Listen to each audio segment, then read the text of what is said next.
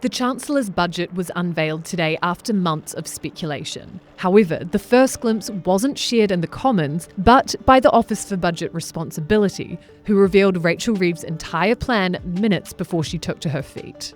This is deeply disappointing and a serious error on their part. Off to a shaky start, but what was actually in the budget? Here are the key takeaways. The Chancellor unveiled £26 billion worth of tax rises, leaving her with £22 billion in fiscal headroom. It brings the tax take to an all-time high of 38% of GDP in 2030 to 2031.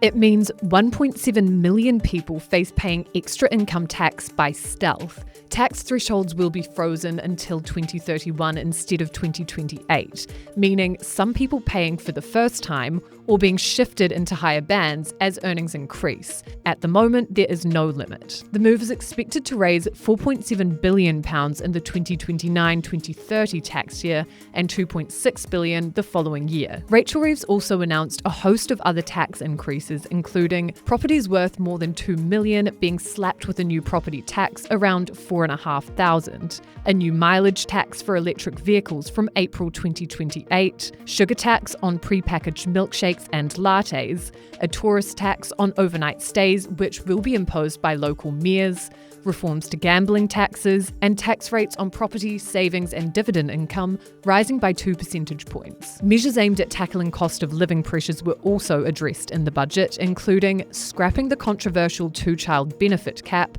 which the OBR estimates will increase benefits for 560,000 families by an average of £5,310. The national living wage has been hiked to £12.71 for workers aged 21 and over, an increase of 4.1%. And the national minimum wage rates for 18 to 20-year-olds will increase to £10.85 an hour. When it comes to transport, fuel duty will remain frozen for another year, and rail fares will be frozen for a year. The average energy bill will be cut by £150 from April next year. Also revealed today, economic growth will be down. The OBR predicted growth to be weaker than expected from 2026 to the end of the current Labour government. The leader of the opposition responded to the autumn budget, calling on Reeves to quit over broken promises. If she had any decency, she would resign.